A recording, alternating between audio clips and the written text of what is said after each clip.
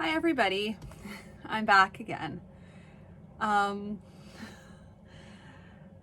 Hopefully I'm back again. You don't know this, but this is like my bazillionth time recording this, because usually what I do is I take my Twitch stream and I take the video from that, I edit it, and then I upload it to YouTube. However, except when I have problems with the video and the audio. So the first one that I pulled directly off of Twitch was completely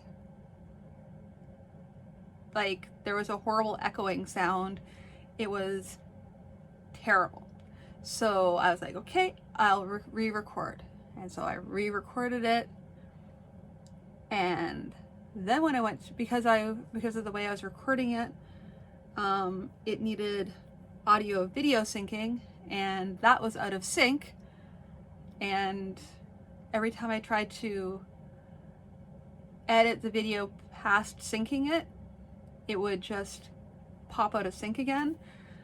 So this is my final time trying to record it. If this doesn't work, I'm just going to do a live video. I don't know why I'm not doing a live video right now, but that's a thing that's happening. Because trying to get the video to like sync and audio to sync, and to make sure I have clear and concise audio, yeah, I'm not going to take any more time with the video. So without further ado, here I am. For those of you just tuning in, I am reading The Plague Wizards. It's a novel that my dad wrote, and I'm editing as I go, although I edited it when I was doing the Twitch stream. And basically marking it up for editing, listening to how it sounds, that sort of thing, checking to see if there's any editorial issues, basically. And it helps when you read it out loud, because it's just another different way to be able to like find out what it's like. So this is chapter 11. If you want to go back to the beginning, you can go back to the past broadcasts on this channel, and you can see that and many other stories that I've already read. So without further ado, here is chapter 11. The village was dead, save for a half-dozen Deja and 2 Rakasa that had not yet wandered off. Plague, Farrell said, needlessly. It spread this far, this fast? Definitely plague, Ryan said. It may not be necessarily one of the ones the Saljashanites sent. Nambar, go fetch me Melungtol. Yes, Grandmaster. They dismounted and stood looking at the desolation until Nambar returned with Melungtol. The Saljashanite wizard had a newly blackened eye. Royan looked at it, then Nambar, who shrugged. He had the eye when I found him, Grandmaster. I see. Melungtol, the first thing I want to know is whether or not you can tell if this village has been hit by one of the Saljashanite plagues. If it was, then we're immune and we can see what we can salvage from it. If not, we'll have to consider further. Melungtol straightened. It should be possible, Grandmaster. Let me see. I'll need about 2 grains of cereal to give me the power. We can manage that. Nambar, you get a small fire going. Lanaswal, go fetch a small cup full of cereal from the supplies. Melungtol, do you need anything else? No, Grandmaster. That should be all. The fire was soon lit and burning brightly, and the group sat or stood around, watching until Lanaswal got back with a cup full of grain, from which Melungtol chose 2 grains and tossed them into the fire, muttering a few words as he did so. After that, he drew a circle in the ground and inscribed a few letters and symbols into it, then spoke another word. There was a long pause, and then a pink glow settled over the village. Malungta looked at Royan. Yes, Grandmaster, it's, one of ours. So we can safely take anything usable from it. Ormat, cast the antidote spell over the whole village and contents. Farrell, go call volunteers to sort out what can be salvaged, particularly those animals. Grandmaster, Malungta began. Yes, I know the antidote spell won't have any more effect since we're immune already, but it'll make people less leery of taking what we can use. Now, I want to know about your eye. I stumbled against a cart, Grandmaster. You're a poor liar, Malungta. With respect, Grandmaster, let it be. If you start punishing people, even severe scolding, for anything they do to me, it'll just make matters worse. Royan was quiet for a moment. All right, a bump and a bruise here or there is nothing special, I suppose. But if you start bumping into too many carts and it starts working its way up to something serious, I'm going to put a guard on you and make them responsible for anything that happens to you. Whether you like it or not, you're too valuable a resource to us to be wasted. They spent half a day gathering what could be gathered from the village. The Daisha were happy enough to come along, and the fugitives managed to get one of the Rukasa, but the other one fled at their approach, and Royan decided not to spend the time chasing it down. Before they left, they fired what remained of the village and left it sending up a black pillar of smoke behind them as they tracked away. When they camped that night, Solitang talked to Allison. The people aren't happy about all this, Allison, madam. They think it's bad luck to say, at the least, take anything from a plague village. Feels even worse than plundering the dead. I've told you before, Solitang, don't call me Allison, madam. Allison is just fine. The Grandmaster won't. When the Grandmaster's around, be nice and respectful if you wish. When it's just you and me, it's Allison. All right then, he grinned. You're going to steer me away from telling you the bad news.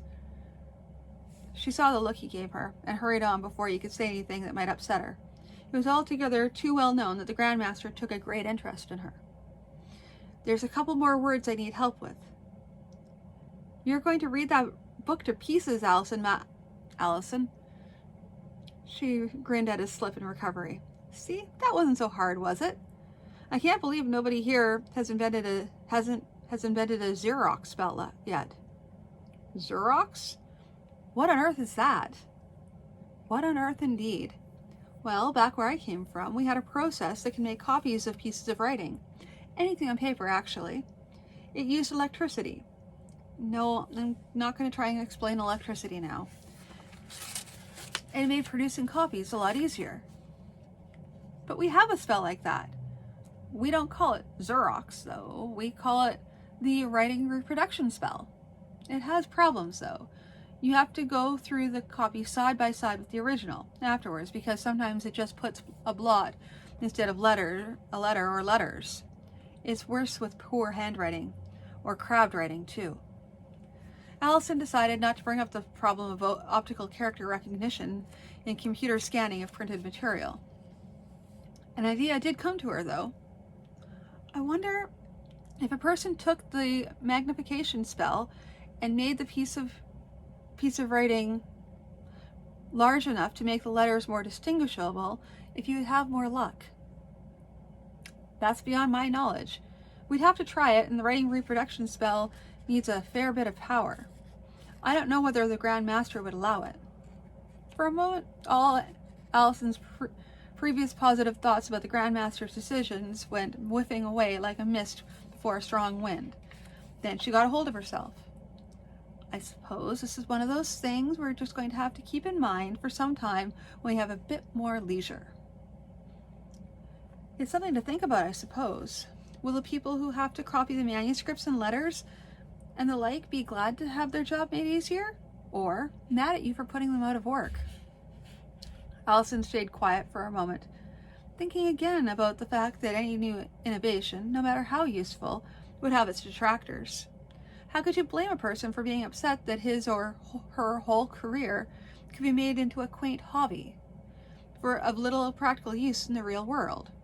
Now, if she could just invent a cure for some disease, that would be useful. All she could do, though, was suggest basic hygiene. She looked up. What is it, Allison? Allison? Is something wrong? I've been thinking too close to myself and my own interests, that's all. I need to talk to the Grand Master. I'm sure he'll talk to you, but... Solitang looked doubtful. If I can just convince him that I know what I'm talking about, I think he'll be glad to hear it. There were still people waiting to see the Grand Master, though the numbers were smaller. Most people, Allison supposed, were discovering that they could untie their own naughty problems without waiting an hour or two to see the Grand Master. He smiled when she approached, but she was sure that underneath the smile, he was wishing she wouldn't take up his time. There were too many things that needed doing. I have something to tell you, she said. First of all, I have to explain some things I've discovered about disease back on my world. His eyebrows went up. Go on. Disease is caused by little things, semi-animals you might say, smaller than the eye can see, carried in water and sometimes air, often on the backs of birds or vermin. Water can be made safe by bringing it to a rolling boil and keeping it there for 80 pulse beats or more. Anything that can withstand boiling, such as metal pots or pans, can also be cleaned by boiling them in water. It won't necessarily prevent all disease, but it'll sure help. These little things, what do they look like? They have several shapes, but they're all too small to be seen with the unaided eye. That's one of the things we can use a magnification spell for. Too small? Allison, are you all right? Am I all right listening to you? She held her temper with a supreme effort. A shouting match would do no good. In fact, it would probably make her case harder. Her voice was still shaking when she went on. Yes, I'm all right, thank you. I think I should have brought Solitang and my apparatus to give you a demonstration. If you need more proof than just my word, call him in and ask him if I haven't shown him examples of little things that live in the water. Better yet, I'll let him give you a demonstration. I'll make you an offer further.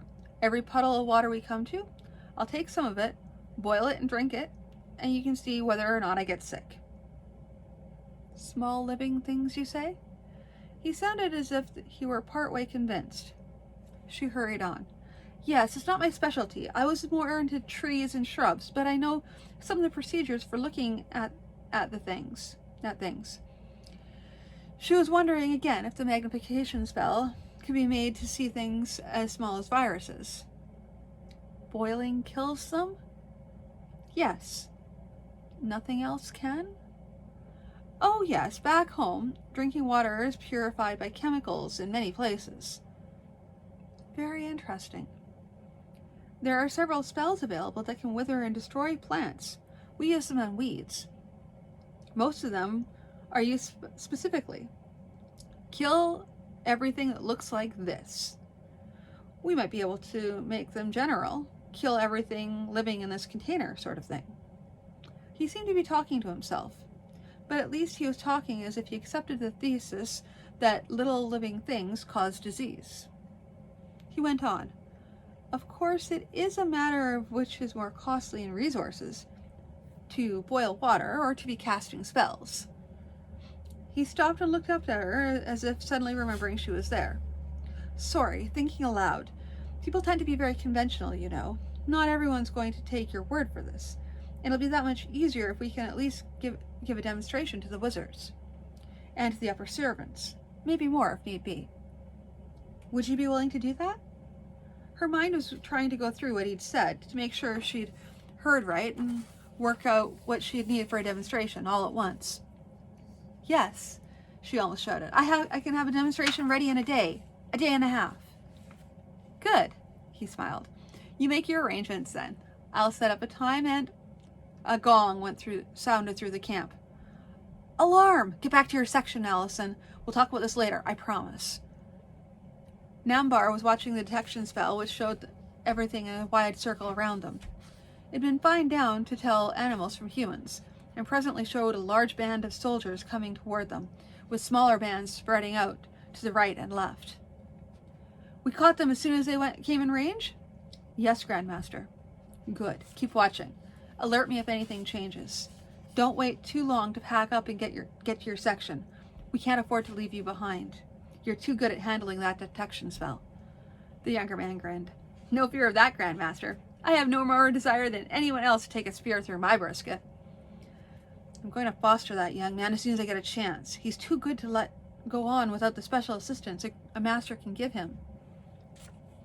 There was no time to do more than make a mental note to that effect. The Pangua House fugitives had gotten too used to the seemingly safe conditions of their march so far.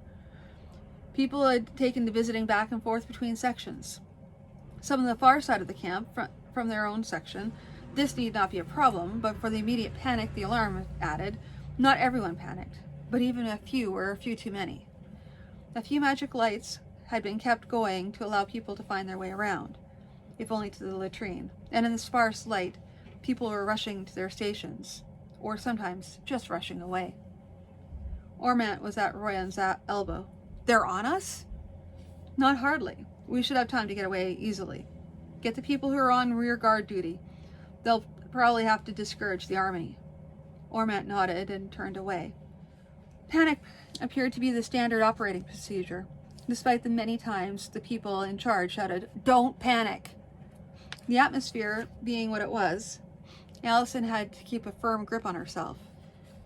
In that martial arts training so far away, a lot of time had been spent learning how to control panic, since panic destroyed the ability to think clearly.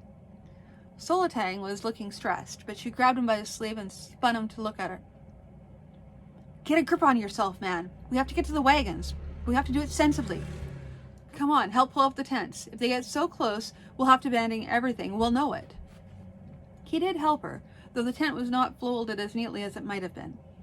Other people were going around getting people to load up everything they could.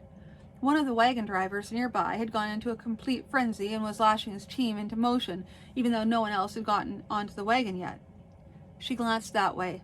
She wasn't big or strong enough to stop a runaway team of Rakasa, so she went back to her own work. She did hear yelling and screaming and a team stamping to a stop, with the driver shouting curses. So she gathered someone else had stopped the team. That wasn't the only case of panicked and runaway drivers, apparently, for there were several people added to the load on her wagon when it finally went lumbering off. I hope we didn't leave anybody behind altogether. They're coming at a run, Grandmaster. If it were daylight, they'd be within bowshot already. Thank you, Numbar. Get to your wagon, now. Yes, Grandmaster. Beryl, sound the warning. Then use the light flash. Yes, Grandmaster. There was a sound of a deep gong, and Royan looked down, closing his eyes. Despite that, the flash showed red through his eyelids. He looked up. Fall back 10 yards. He had no illusions that the soldiers would be blinded by the flash of light. Some would have been shielded from the light by the people in the rank in front of them, if nothing else, and most of those would not be stopped by a mere flash of light.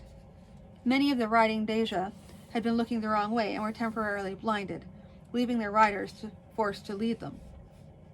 Royan was contemplating the fact that there would come a day when the wizards of Pangua House would have to use their magic to kill, and he had no illusion about that. At present, though, he preferred to use non-lethal spells to discourage and demoralize the soldiers. After all, the soldiers who also had to forage for their own supplies, and so could not keep up a very close pursuit. He grimaced. Except when they catch me by surprise with a sudden advance by night. Ormant, see to the laying down of the stench cloud.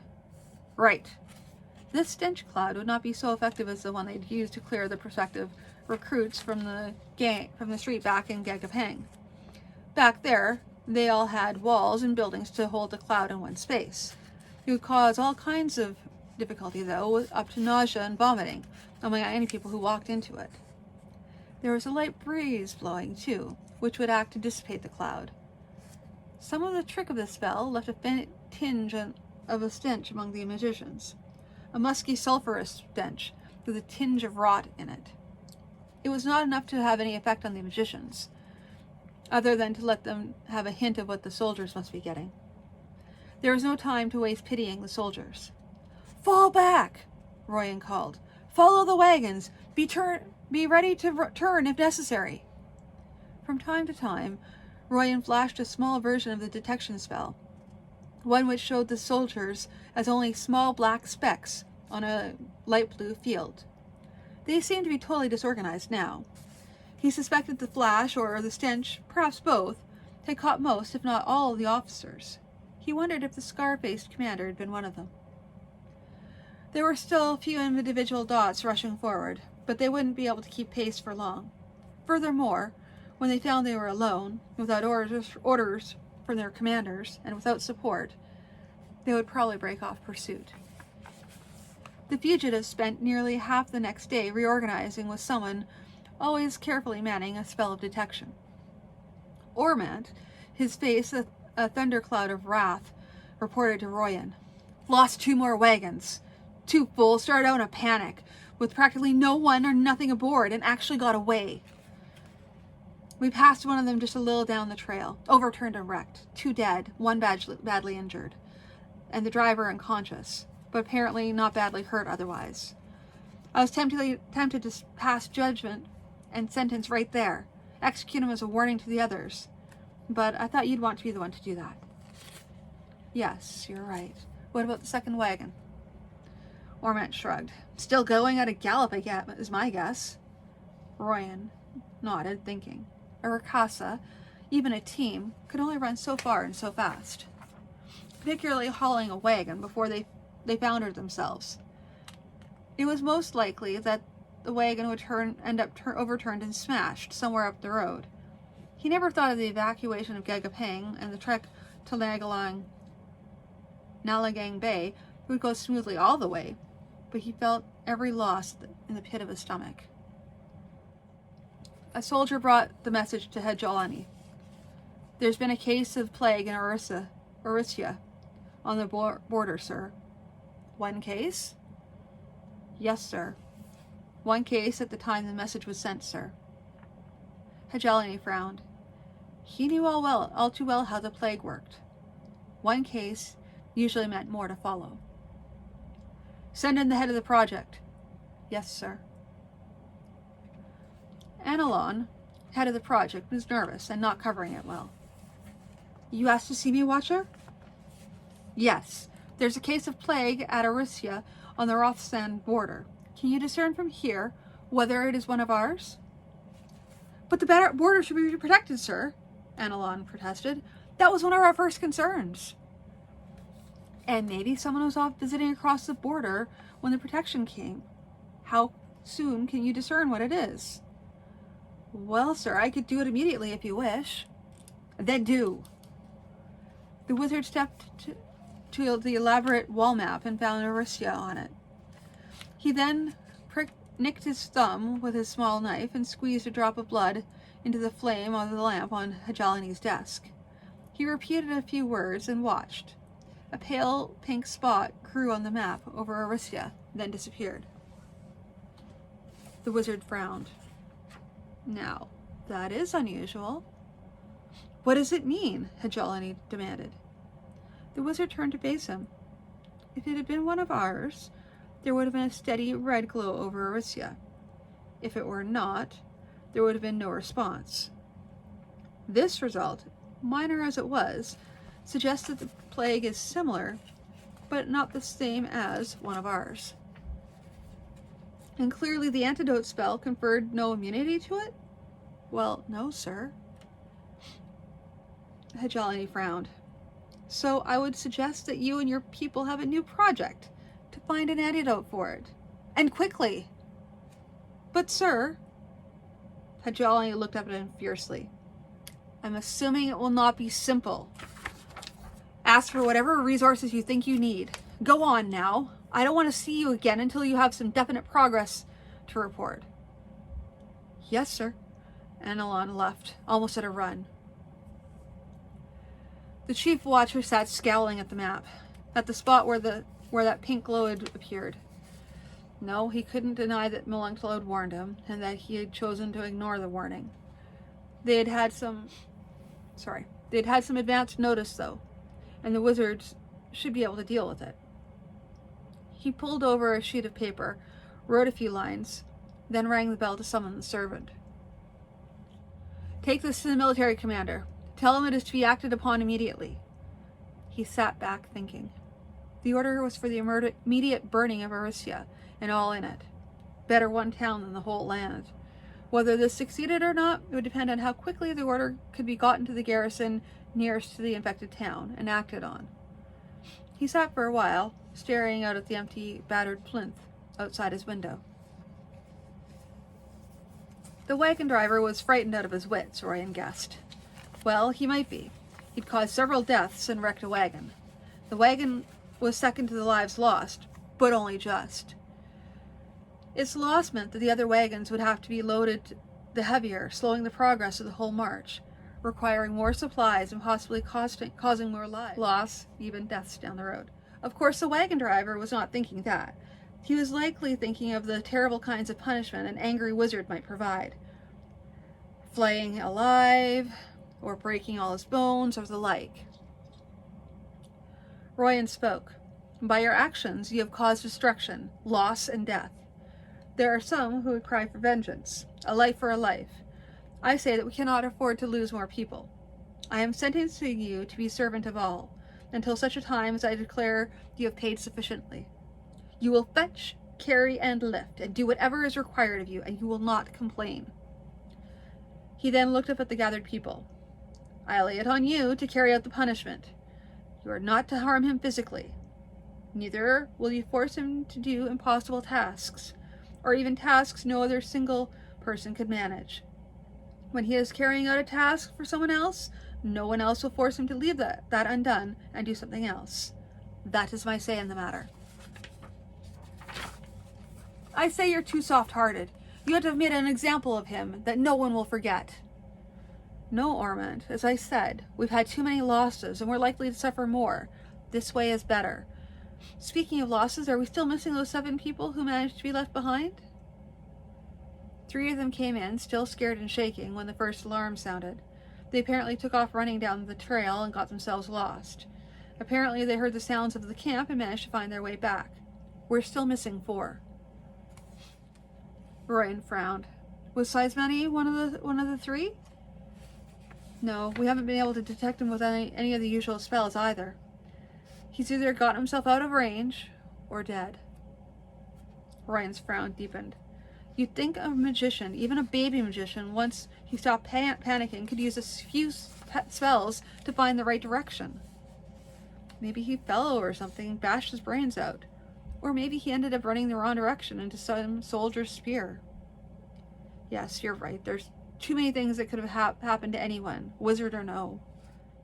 I hope you don't want me to do another lecture to your wizards, Grandmaster. No, the last one didn't go over very well. I'm concerned about your warning that one or more of the plagues might change into something that the antidote spell couldn't touch. Is there something you could do to prepare for? Is there something you could do to prepare for that? Meluncta took a deep breath. That's asking a lot. Here on the trail, I could try to work out some possible steps based on the changes we made, and try to work out what might potentially happen. If we camped in place for 3 to 6 weeks, and I had a few high-ranked wizards who would cooperate freely, I might get you better results. Better than I'd hoped for, but we can't stop. There are likely to be more troops moving to head us off. Even this short trip to reorganize is more than I like. You work as fast and when you can. If you have anything to report to me, no matter what, you come to see me. We'll see to it that you're brought in fast. The seacoast was off to their left, mostly in sight from the trail. They were 3 days away from Nalagang Bay.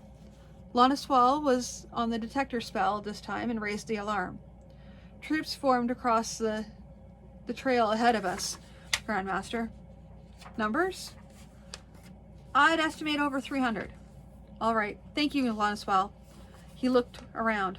Wizards, forward! When the wizards gathered, Royan outlined his plan. We won't bother trying to parlay this time. They probably aren't in a talking mood themselves. We're going to be going for some serious fighting this time. No stench and confusion. We're going to use poison, smoke, and panic. We'll use the smoke to kill off the smoke we used to kill off vermin in the grain bins with, but we'll have to hold it in a steady cloud ourselves. Senate knows we've tried to keep serious magic off battlefields, but I don't think we can do that any longer. Ormat gave him a strange look. Senate's flaming toenails, Royan. Remind me not to get you seriously annoyed with me. I hope you don't think I'm enjoying this, Ormat. He pointed off in the direction of the still unseen troops. Those poor bloody sods up there. Someone gave them their weapons and said, do this, so they go do it. I'm going to kill a lot of them, maybe all of them. And they have as little choice in what happens to them as a Dacia bound for the cooking fire. Now, let's all make sure we know the spell. When the army were about 500 yards away, the fugitives began the spell. They built a bank of fog between themselves and the soldiers, then sent it drifting down.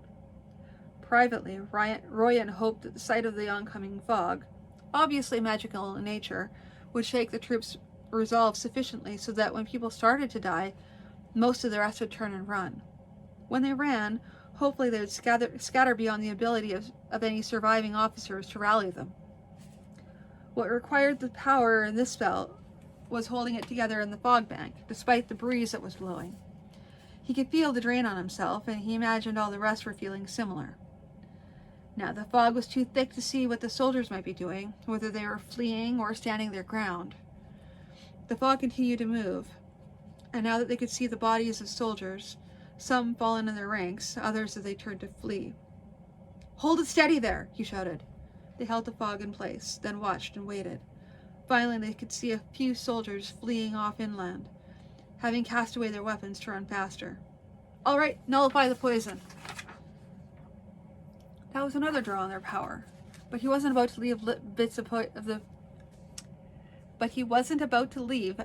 the poison around, possibly to collect in hollows in the ground as traps for any man or beast who wandered there. When they were done, it was clear that few soldiers had gotten away.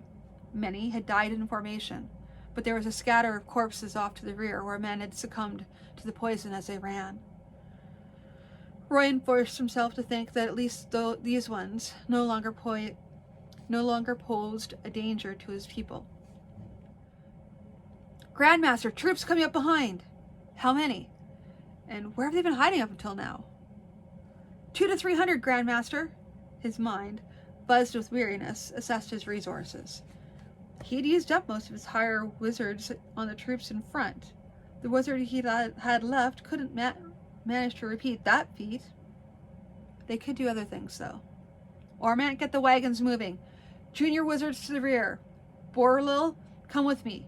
Now you'll get some responsibility, Borrelil, if only because you are closest at hand."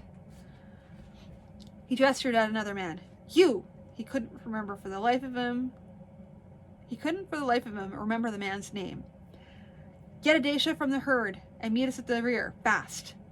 He didn't wait for a verbal response, but hauled himself up on his Rakasha and rode rearward. You all know what's happening. There are troops coming up behind us. The senior wizards have used themselves up, destroying the army that was in front of us. So you'll have to deal with these fellows. Borrelil and I will be right close to tell you what to do, so you shouldn't have any trouble. What you're going to do is throw fog, confusion, panic, and other things at them. Yes, the same itch you've gotten occasionally given to each other. Everything we can think of to harass them and slow them down. Does anyone have any suggestions? "Yeah, Grandmaster, I know a wood rotting spell I could use on their spear shafts." "How much power does it take?" "Little more than an inch, Grandmaster." "All right, use it. But if it doesn't have enough effect on their general morale, you'll have to go back to using something else." "Yes, Grandmaster." The tail of the wagons managed to get 50 yards along the trail before the first of the soldiers came pouring over the rise behind them. "Everyone ready? Kill the Dacia!" On the sight of the wizards, the armed men had formed themselves into ranks as they advanced. This massive wave of soldiers broke into little eddies and rills as the spells hit. The junior wizards, though they weren't capable of bank of fog, were capable of calling up individual puffs of poison smoke, which they directed toward individual soldiers. Others threw panic and confusion at individual soldiers, some who actually ran off despite the efforts of their commanders, while others were able to come on again. The itch was even more effective if it was strong enough, since men stopped and pulled off their armor to be able to scratch. The ranks were badly battered, though remaining under-officers managed to keep some order. Royan, sensing a need for something more, sent a puff of poison smoke around the commander's head and saw it dissipate almost immediately. They've got themselves a wizard from somewhere. He flashed an illusion of spectral soldiers, skeletons in armor brandishing weapons. These were, indeed, too much for some of the soldiers on top of all the other magical attacks, and more of them broke ranks and fled. The spectral soldiers whiffed out of existence, clearly banished by the wizard. Wherever he was hiding, Royan, depleted as he was, didn't have the power to maintain the illusion against the determined opposition. He tried to think of any spell he might manage, but he'd already overtaxed himself, and rendering himself unconscious would do no good for the morale of his rear guard. He gave a slight nudge to some of the panic and confusion spells, noting the added result. The wizard with the army, still hidden from sight, was countering some of the individual spells, but couldn't counter them all at once. That hinted a wizard of only modest rank. There were no archers with this force of soldiers, just men in spears and shields. Wizards, on the other hand, had no weapons, nor training on how to use them if they had any. A shadow appeared overhead. Royan looked up and saw a balloon. It was different from his original model. The bag was an elongated shape, and the basket was larger, able to carry several people. It hovered over the soldiers, and dark objects fell from it. There were a series of bangs and flashes. Illusions, he could tell, but they had their effect. The soldiers had come on despite the annoying spells, despite their comrades dropping out all around them. But this flying thing, and the noise and the lights were too much. Royan slid from his ricasa, avoiding to fall off. He leaned onto the side of the beast in order to keep himself upright. The balloon drifted over to land next to them, and he saw in the basket the grinning face of one of the junior magicians who'd been sent to Nalagang Bay earlier. "Welcome, Grandmaster." "You timed that nicely." Again, his weary mind refused to recall the fellow's name. "Not exactly, Grandmaster. We'd spotted the soldiers coming, and those other ones between us and you. There was some discussion as to what, if anything, we could do to help. And they finally decided to send us. By the time we were halfway here, though, we could see the main body of troops had been dispersed.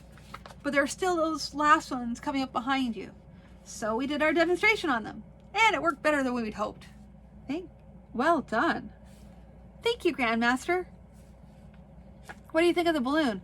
We built it according to your suggestions." "Seems to do very well."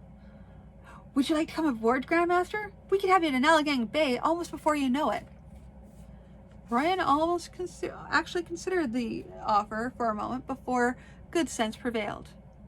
"Thanks for the invitation, but I have to see my people safely home. I'll be wanting to try her out soon, though. All right, by the way, from aloft, we've been able to spot 3 columns of troops moving this way." "How fast are they coming?" "At a guess, Grandmaster, I'd say they'll arrive at Nalagang Bay the day after you do." "Thanks. Get back to Nalagang Bay as fast as you can and have them start getting ready. I think we're going to have another fight before we're done." Satnak grinned. "It just one more." Hajalani looked at the map. 3 more towns reported the plague. There were no marks on the map, but his mind still saw the ugly pink Analon spell had put there temporarily. It was not possible to order the towns burned. One of them had been the town from which the soldiers had gone to destroy Aristia, suggesting that they had, by some means or another, brought the plague back with them. He considered having Anilon in for another progress report, but decided against it. Best they should keep on working without interruptions. They didn't need the chief watcher looming over their shoulders to encourage them. Neither was this the time to push them harder by taking some junior member of the team and condemning him as a suspect. While it would push the others to work harder, there was always a short of time of confusion and dismay after an execution. They didn't have the time. He pulled over a sheet of paper. He was going to have to write a report on this, and there was no denying his own culpability. He was the one who had rushed the project into operation, despite Meluncto's warnings. He was the one that had brought this on them. He looked at the window at the scarred stone plinth. He had done as he thought best, but he had been wrong. What would the cost of his mistake, not to himself, but to the nation? Would they be able to save anything at all? He calmed his mind and began to write.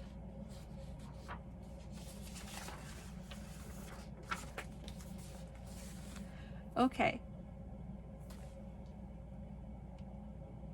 I'm just gonna really hope that this works. So, thank you for tuning in, and I will talk to you all again very soon. Very soon, as a matter of fact. Because probably by the time you get this all edited and stuff, I might have a double episode. Won't that be nice for you guys? Anyway, I will talk to you all again very soon. Have a good night.